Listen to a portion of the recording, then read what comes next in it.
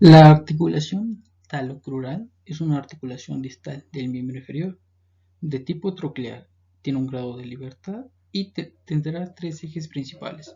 El eje transversal, que será en un plano frontal y permitirá los movimientos de flexo-extensión del pie. En el eje longitudinal de la pierna se van a producir movimientos de aducción y abducción del pie en un plano transversal. Y en el eje longitudinal del pie será el plano sagital que nos va a permitir los movimientos de pronación y supinación del pie. En el movimiento de flexión-extensión, la posición de referencia será la planta del pie, tendrá que estar perpendicular al eje de la pierna. La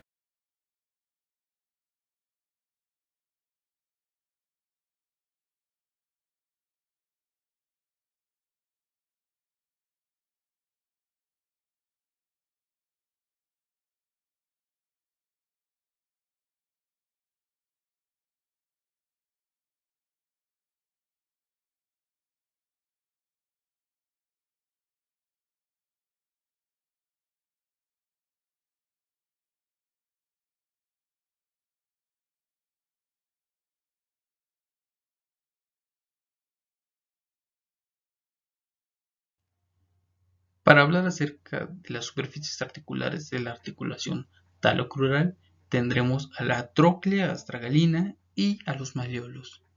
Y por alteraciones de la artrocinemática tendremos las limitaciones de la flexión y limitaciones de la extensión, entre los cuales tendremos los mismos que serán factores óseos, factores cápsulo-ligamentosos y factores musculares.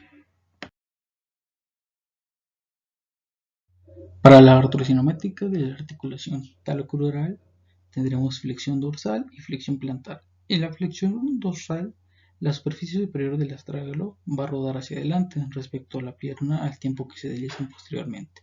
Y el deslizamiento que se deslizan posteriormente será simultáneo, permite al astrágalo girar hacia adelante sin mucha traslación anterior. Y asimismo la flexión dorsal máxima elonga la cápsula posterior y todo tejido capaz de transmitir un momento flexor plantar como el tendón de Aquiles.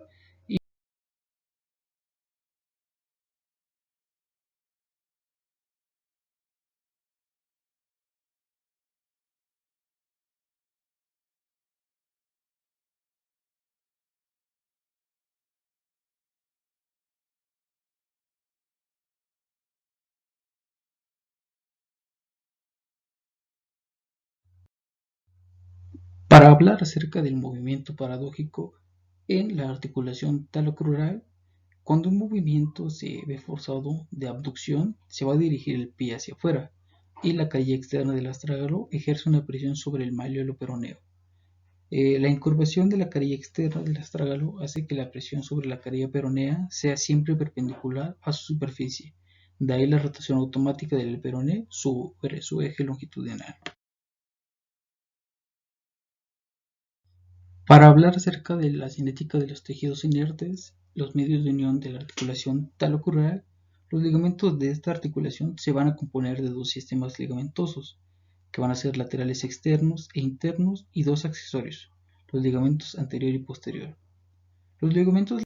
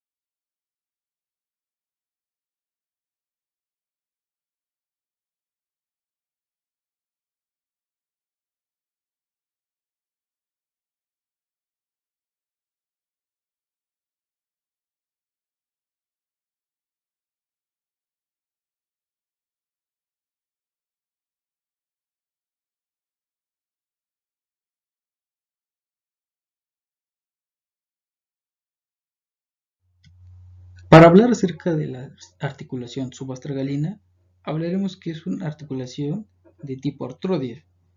Los planos de movimiento y sus ejes, vamos a hablar acerca de que el calcáneo se mueve en pronación y supinación sobre el astrágalo o viceversa, en una trayectoria perpendicular al eje de rotación, dado el grado de orientación y del eje. Solo dos de los tres componentes de la pronación y supinación son evidentes en la articulación: es inversión, eversión, abducción y aducción. Vamos a hablar acerca de los movimientos fisiológicos que van a ser abducción, aducción, pronación y supinación. Abducción es cuando la punta del pie se dirige hacia adentro, hacia el plano de simetría. El movimiento de aducción, cuando la punta del pie se dirige hacia afuera y se aleja del plano de simetría. En el movimiento de supinación, el pie gira de tal forma que la planta se orienta hacia adentro, y en el movimiento de pronación, el pie va a girar de tal forma que la planta se orienta hacia afuera. El rango de movimiento o amplitud de movimientos en el movimiento de inversión será de 22.6 grados, en el de eversión será de 12.5 grados, en abducción 38.5 grados y en aducción de 33.6 grados. Para hablar de las superficies articulares, vamos a tener al tálamo, a la superficie astragalina, la cabeza del astrágalo y la superficie anterior del calcáneo. En el tálamo va a ser una superficie ovalada con un gran eje oblicuo hacia adelante y hacia afuera, convexa a lo largo de todo el eje y rectilínea o ligeramente cóncava en sentido perpendicular. Va a ser cilíndrico, cuyo eje sería oblicuo de atrás a adelante, de afuera adentro y ligeramente de arriba a abajo. La superficie astragalina va a estar opuesta al tálamo.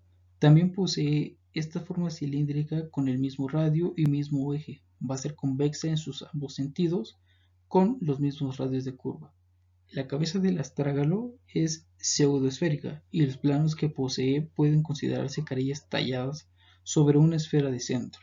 Y por último, la superficie anterior del calcáneo es cóncava en ambos sentidos y se ve pinchada en su parte central. Incluso a veces se subdivide en dos carillas, una sujeta por la apófisis menor y otra por la apófisis mayor.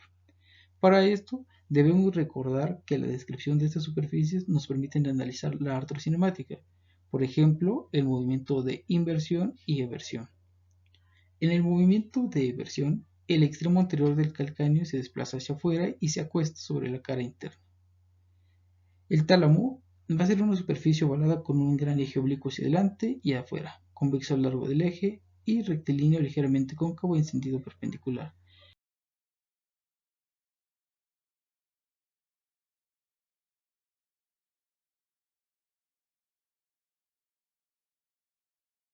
Para hablar de las alteraciones de la cinemática, hablaremos que la estabilidad de la articulación va a estar relacionado con la articulación talocrural, por influencia de la articulación subastragalina, ya que de los dos movimientos de pronación y supinación se van a relacionar con los movimientos de inversión y eversión.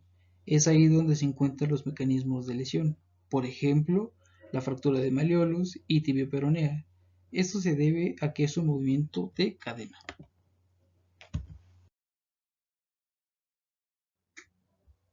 Para el movimiento paradójico de la articulación subastragalina, tenemos que tomar en cuenta que hay una relación de movimiento retropie y cadera, y se va a considerar que el pie es una estructura rígida para hacer frente al movimiento del retropie, produciendo el movimiento paradójico.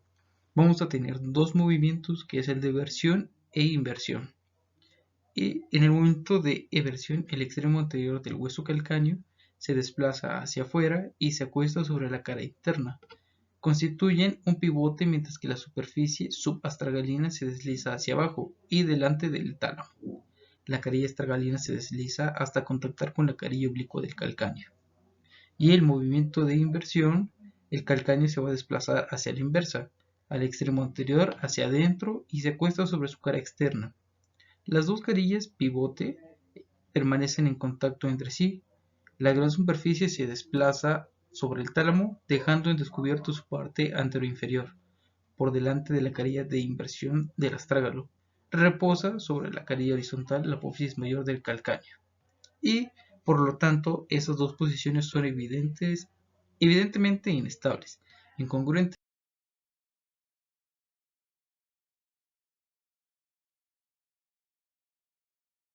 Para hablar acerca de la cinética de los tejidos inertes o blandos de la articulación subastragalina, vamos a tener que el calcáneo y el astrágalo van a estar unidos por potentes ligamentos, ya que deben soportar fuerzas importantes durante la marcha, carrera y el salto. El principal está constituido por el ligamento calcáneo astragalino interóseo, que va a tener dos haces, anterior y posterior. El haz anterior se va a insertar en la ranura calcánea, que constituye el suelo del seno del tarso. Sus fibras gruesas y nacaradas se dirigen oblicuamente hacia arriba, adelante y afuera para insertarse en la ranura astragalina. El haz posterior se inserta por detrás del precedente, en el suelo del seno, justo por delante del tálamo. Las fibras van a ser oblicuos hacia arriba, adelante y afuera. Se van a insertar en el techo del seno inmediatamente por delante de la superficie posterior del astrágalo.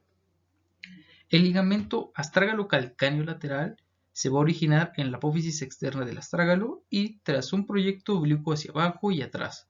Este va a ser paralelo al haz medio del ligamento lateral externo de la articulación talocrural y se va.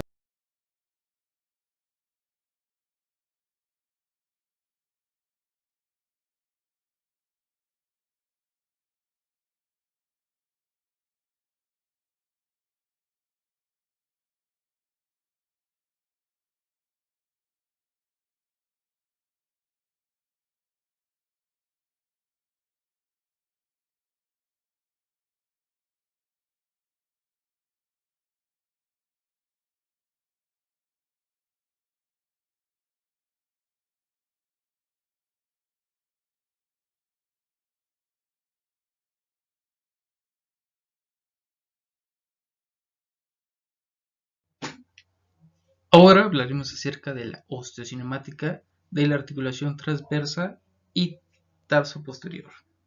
Para esto vamos a hablar acerca del tipo de articulación y de sus grados de libertad. Va a ser una articulación de tipo troclear con un grado de libertad. Y acerca de los planos y ejes de movimiento, los ejes principales de movimiento son tres: el eje transversal en un plano sagital, el eje longitudinal de la pierna en el plano transversal y el eje longitudinal y vertical del pie en el plano sagital. En el movimiento fisiológico vamos a tener los movimientos de flexo-extensión del pie, movimientos de aducción, que va a ser igual a la inversión, y abducción, y va a ser igual a la inversión del pie. Y por último tendremos a los movimientos de pronación y supinación del pie.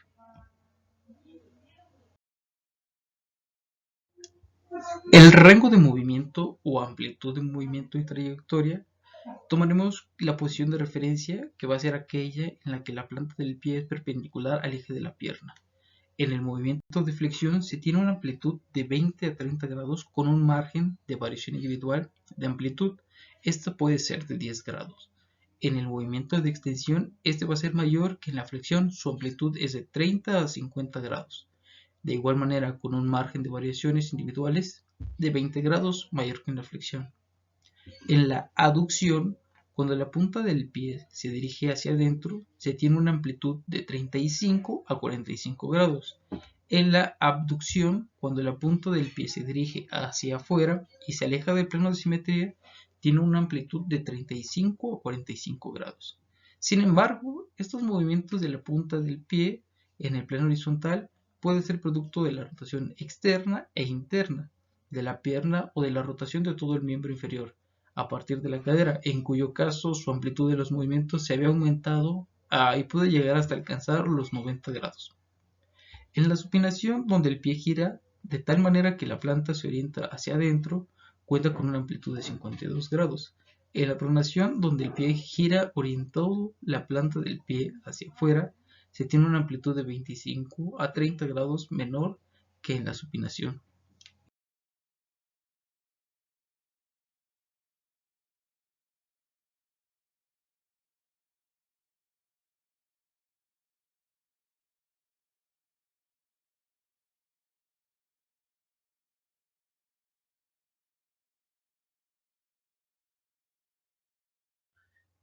Para hablar de las superficies articulares, la articulación transversa del tarso derecha aparece compuesta por dos partes, que va a ser la interlínea astragaloscafoidea, que esta será cóncava hacia atrás y constituye la parte interna.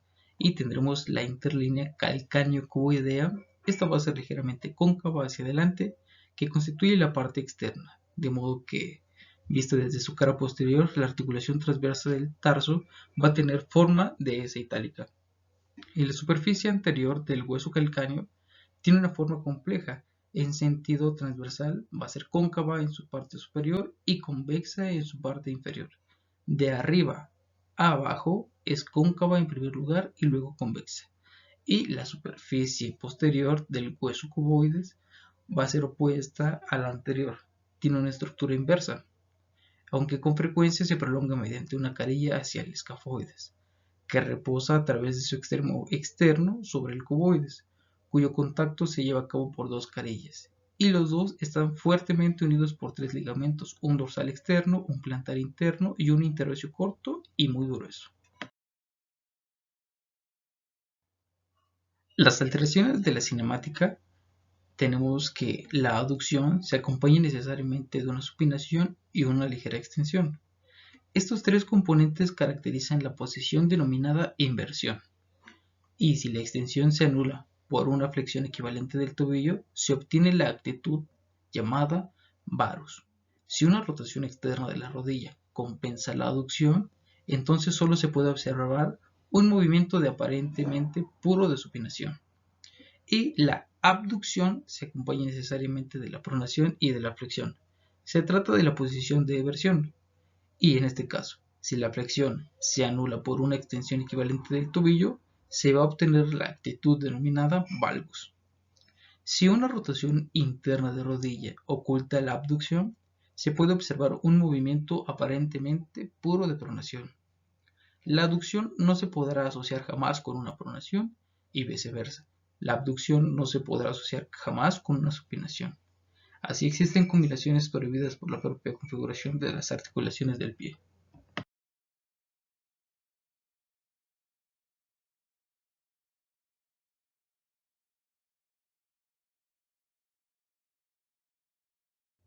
Para hablar acerca de la biomecánica de las articulaciones medio pie y retropié, en la articulación del medio pie se compone de 5 huesos irregulares, las 3 cuñas, el escafoides o hueso navicular y el hueso cuboides. Forma dos articulaciones de poca movilidad, también conocidas como chopa, formada por el escafoides y el cuboides, con el astragalio y el calcáneo, y la del disfranca, que es la base de los metatarsianos con las cuñas y el hueso cuboides. Y la articulación del antepié se compone de los 5 metatarsianos que forman el metatarso y las falanges del pie. Las articulaciones entre las falanges reciben el nombre de interfalángicas y las que extienden entre el metatarso y las falanges se denominan metatarso-falángicas. Para hablar acerca del tipo de articulación y los grados de libertad, las articulaciones cuneo-naviculares, intercuneales y tarsometatarsianas son artrodias, y estas realizarán solo movimiento de deslizamiento y de apertura con una escasa amplitud. Y las articulaciones de Chopard o mediotarsiana está compuesta por articulaciones astragalo-navicular de tipo enartrosis y calcáneo-cuboidea, que va a ser de tipo de encaje recíproco. Esto va a ser debido a que una superficie es cóncava y la otra será convexa. Los planos y ejes de movimiento. Los metatarsianos tendrá el eje de flexo-extensión y se localizan en los extremos. Serán los más móviles y no será perpendicular al eje longitudinal de estos metatarsianos, sino oblicuo. Por lo tanto, los metatarsianos no se desplazan en el plano sagital, sino en una superficie cónica. Cuando se flexionan, se desplazan al mismo tiempo en sentido lateral hacia el eje del pie. Y Manter describió dos ejes de rotación para la articulación de Chopard, longitudinal y oblicuo.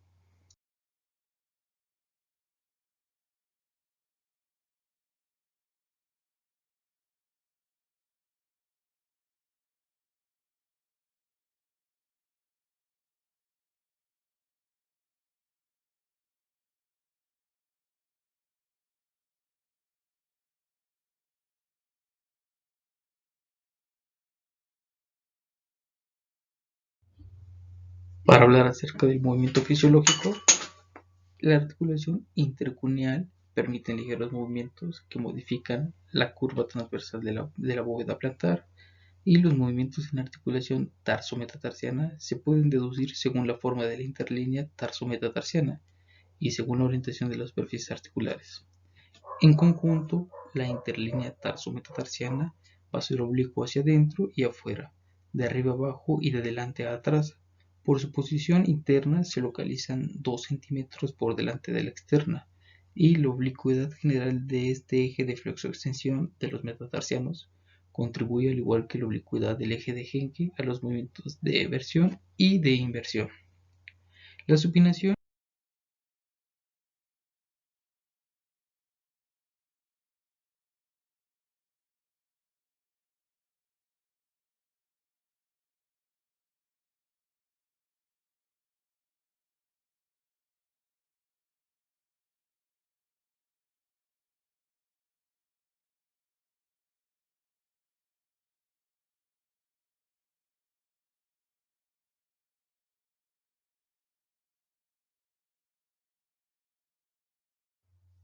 rango de movimiento o amplitud de movimiento y su trayectoria. Los metatarsianos, en el movimiento de la cabeza del primer metatarsiano, conlleva una componente de flexión y una componente de abducción de 15 grados. Simétricamente, el movimiento de la cabeza del quinto metatarsiano se compone de una flexión asociada a una aducción. De este modo, no solo las cabezas de esos metatarsianos descienden, sino que se aproximan al eje del pie. Esto será lo que provoca un aumento de la curva del arco anterior y, en consecuencia, un ahondamiento de la parte anterior de la bóveda plantar, siguiendo la curva. A la inversa, la extensión de los metatarsianos se acompaña de su aplanamiento. La extensión activa es de 50 a 60 grados en comparación a los 30 y 40 grados de la flexión activa. La extensión pasiva, imprescindiblemente en la última fase del paso, alcanza o sobrepasa los 90 grados en comparación a los 45-50 grados de la flexión pasiva. Y los movimientos de lateralidad de los dedos del pie y las articulaciones metatarsofalángicas son de menor amplitud que los de los dedos de la mano. La extensión activa de los dedos del pie se debe a 3 músculos, que serán 2 músculos extrínsecos, que serán el músculo extensor corto del dedo y el músculo extensor largo de los dedos, y el músculo interno será el músculo extensor corto de los dedos. Para las superficies articulares, viéndolo desde una posición anterior del escafoides y del cuboides, se pueden distinguir 3 carillas que articulan el escafoides con la primera, segunda y tercera cuña, y 3 carillas más que articulan con el cuboides con el quinto metatarsiano, cuarto metatarsiano y tercera cuña. Además, el cuboides sujeta el extremo izquierdo del escafoides mediante la articulación escafocuboidea. En una visión anteroexterna, se observa cómo el bloque de las 3 cuñas se articula con el escafoides y el cuboides. La tercera cuña posa sobre el cuboides en una carilla localizada delante del mismo, de la carilla de la articulación del escafoides, formando la articulación cuboideo-cuneal. La tercera cuña descansa sobre el cuboides, cuyo tercio interno al completo sirve de apoyo al arco formado por los dos cuneiformes. La articulación intercuneal comprende cada una de las carillas y ligamentos interóseos. La articulación tarso-metatarsiana se observa por un lado las 3 cuñas por dentro y el cuboides por fuera. Por otro lado, la base de los 5 metatarsianos está compuesta por una sucesión de artrodias íntimamente imbricadas. En una visión dorsal de articulación abierta se pueden distinguir las distintas carillas del tarso y las carillas que corresponden a la base de los metatarsianos. La amplitud del movimiento de la articulación transversa del tarso es difícil de medir y aislar de las articulaciones adyacentes. Sin embargo, mediante una inspección visual y manual resulta evidentemente que la amplitud de supinación del medio pie es casi el doble que la amplitud de pronación. El grado de inversión y versión pura del medio pie se produce con un patrón similar al de la articulación subastragalina, 20 a 25 grados de inversión y 10 a 15 grados de eversión. Para hablar acerca de las alteraciones de la cinemática, tendremos el síndrome compartimental, deformación en martillo o en garra de los dedos del pie y la luxación dorsal de los músculos interóseos y hallux valgus. Vamos a hablar acerca del síndrome compartimental, que esto es una alteración en el retorno venoso originado por un traumatismo. Esto puede ser causa de un edema de los músculos contenidos en el compartimento. Esto aumenta la presión en el compartimento, que agravará el éxtasis venoso y el edema. En las deformaciones en martillo o en garra de los dedos del pie, esto va a surgir cuando los músculos lumbricales e interóseos son insuficientes. Los músculos interóseos no van a estabilizar la primera falange, de forma que, debido a la tracción del músculo extensor, se hiperextiende para deslizarse por la cara dorsal de la cabeza del metatarsiano y la luxación dorsal de los músculos interóseos. Esto va a ser por arriba de la articulación metatarsofalángea. Las dos últimas falanges se flexionan debido al relativo acortamiento de los músculos flexores y esta deformación queda fija cuando la articulación interfalángica proximal se luxa en las cintillas laterales del músculo extensor, cuya acción se ve invertida. Y por último, el hallux valgus será una desviación lateral progresiva del primer dedo. Aunque la deformación parezca afectar a la articulación metatarsofalágica, esta deformación suele afectar a todo el primer radio. Se asocia a una aducción excesiva del primer metatarsiano y en su articulación tarsometatarsiana. Hablando de la artrocinemática, para apreciar el componente de pronación y supinación, que se produce principalmente en la articulación transversa del tarso, se aguanta el calcáneo con firmeza mientras que se mueve el medio pie en pronación y supinación máxima. Durante este movimiento el navicular rota axialmente la articulación astragalo-navicular y la combinación de rotaciones de las articulaciones subastragalina y transversa del tarso constituye la mayor parte de la pronación y supinación del pie.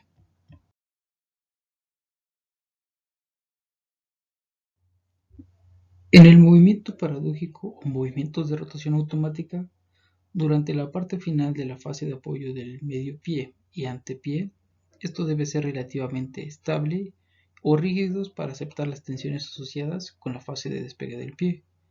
El aumento de la tensión se produce gracias al mecanismo llamado efecto cabestrante, que se muestra al ponerse de puntillas.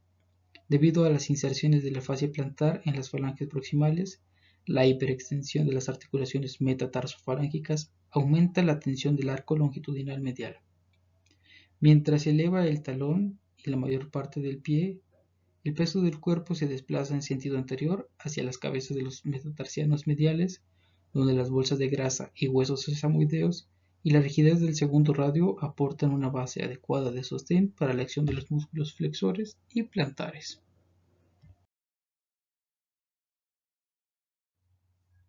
Hablando de los medios de unión y de adaptación, vamos a obtener entre uno de ellos el ligamento bifurcado. Este va a estar por dentro y se va a extender desde la cara externa de la primera cuña a la cara interna de la base del segundo metatarsiano. Tendremos a un sistema ligamentoso. Este incluye fibras directas entre la segunda cuña, el segundo metatarsiano, tercera cuña y tercer metatarsiano, además de fibras cruzadas entre la tercera cuña, segundo metatarsiano, y entre la segunda cuña y el tercer metatarsiano. En la articulación tarso-metatarsiana, su solidez se debe a que está asegurado por numerosos ligamentos, que se expanden desde la base de cada metatarsiano hasta el hueso correspondiente del tarso y hacia la base de los metatarsianos vecinos. En la cara dorsal existen ligamentos que se expanden desde la base del segundo metatarsiano hacia todos los huesos vecinos y hacia la cara plantar de los ligamentos extendidos de la primera cuña a los tres primeros metatarsianos. También tendremos al tendón del músculo peroneo largo. Este se va a insertar en el lado plantar de la base del primer metatarsiano tras recorrer su corredora plantar. Y por último tendremos al tendón del músculo peroneo corto. Este se va a insertar en la apófisis estiloides del quinto metatarsiano. También tendremos el músculo extensor corto de los dedos, al músculo extensor largo de los dedos y músculo extensor corto del dedo gordo. El tendón del músculo extensor largo de los dedos y el tendón del músculo extensor corto del dedo gordo. Tendremos una membrana interósea que esta se va a extender desde la tibia y el peroné y esta va a conformar un tabique central y la pierna está envuelta por la ponoduración superficial que le proporcionará una funda continua inextensible. Para hablar acerca de la bóveda plantar, ¿qué es? Esto se responde con que es un conjunto arquitectónico que asocia con armonía todos los elementos osteoarticulares, ligamentosos y musculares del pie. La bóveda plantar es la mejor transmisión posible del peso del cuerpo hacia el suelo.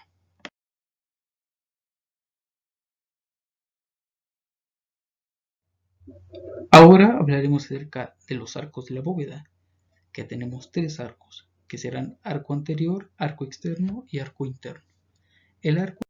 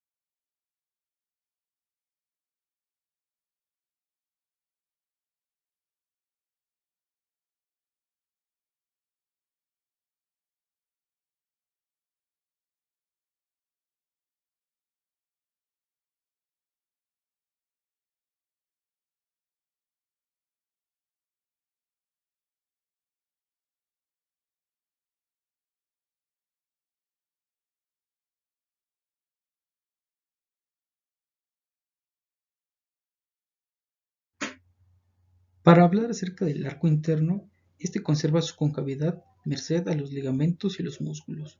Los ligamentos plantares unen a las 5 piezas óseas. Tendremos al ligamento interóseo, que será el calcáneo con el escafoide inferior, y el ligamento interóseo, que será el calcáneo con el astragalino. Estos resisten todas las fuerzas violentas, aunque sea de corta duración. Para hablar acerca de la transmisión de las fuerzas mecánicas, se puede constatar en la disposición de las trabéculas óseas originadas, y puede ser cortical anterior de la tibia, y estas recorren oblicuos hacia abajo y atrás, el abortante posterior atravesando el cuerpo del astrágalo para expandirse en el abanico hacia el estribo posterior del arco, y en la cortical posterior de la tibia se originan hacia abajo y adelante en el cuello y la cabeza del astrágalo para atravesar el escafoides y el abortante posterior. Para hablar del arco externo, este va a estar contenido por tres piezas óseas, que es el quinto metatarsiano, cuya cabeza constituye el punto de apoyo anterior del arco anterior, y el hueso cuboide sin contacto alguno con el suelo, como fue mencionado, y el hueso calcáneo, cuyas tuberosidades posteriores constituyen el punto de apoyo posterior. Para la transmisión de fuerzas mecánicas tendremos que se efectúa a través del astrágalo, sujeto al calcáneo mediante dos sistemas trabeculares, que es las trabéculas posteriores y anteriores. Para hablar acerca de las trabéculas posteriores, diremos que estos son originados en la cortical anterior de la tibia y se van a expandir hacia el abanico subtalámico. Y las trabéculas anteriores van a ser originados en la cortical posterior de la tibia. En primer lugar atraviesan el astrágalo, cuya cabeza reposa en la apófisis mayor del calcáneo, y en segundo lugar el hueso cuboides, a través del cual alcanzan el quinto metatarsiano y el apoyo anterior. Para hablar acerca de los sistemas de trabeculares del calcáneo, hablaremos que se tiene un sistema arciforme superior y uno inferior. Para hablar del superior, diremos que es cóncavo hacia abajo, que convexa en una lámina compacta en el suelo del seno del tarso y sus fibras trabajan en compresión. Y para el sistema arciforme inferior, diremos que es cóncavo hacia arriba, que se condensan en la cortical inferior del hueso y trabajan en elongación.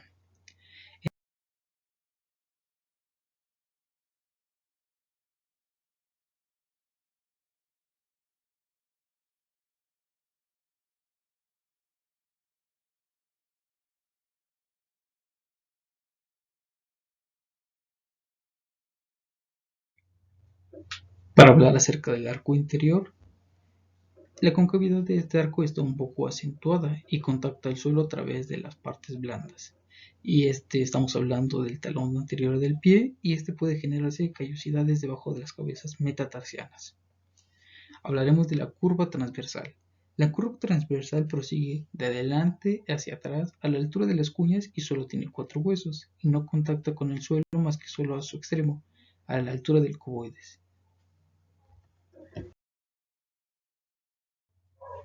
Para hablar acerca de la cinética y la distribución de las cargas, mencionaremos que el peso del cuerpo transmitido por el miembro inferior se ejerce sobre el tarso posterior. Eso será a la altura de la tróclea astragalina a través de la articulación talocrural. Las fuerzas se reparten en 3 direcciones, hacia los 3 puntos de apoyo de la bóveda. Tendremos el apoyo anterior e interno, apoyo anterior y externo y el apoyo posterior. En el apoyo anterior e interno,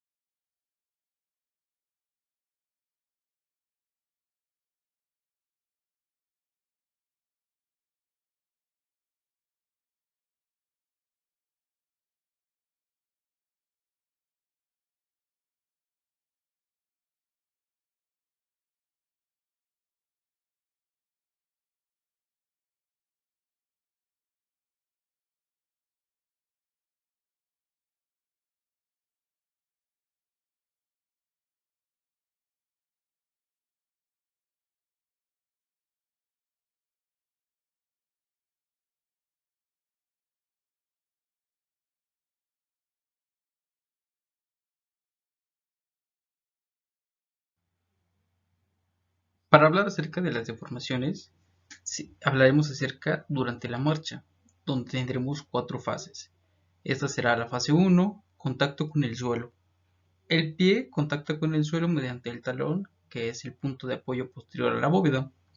En la fase número 2 será de máximo contacto, donde la planta del pie contacta el suelo con toda su superficie de apoyo, que en este caso es la huella plantar, y la superficie de la huella plantar va a ser la máxima cuando la pierna pasa por la vertical del pie, la línea vertical del pie. En la fase número 3, el primer impulso motor. El cuerpo se eleva y se dirige hacia adelante. Ponen en juego músculos muy potentes. Es el momento del apoyo anterior cuando el arco interno se aplana y el antepié se expande por el suelo. En la fase número 4 es el segundo impulso motor. El pie se levanta del suelo mientras que el otro comienza a desarrollar su paso, que es la fase del doble apoyo.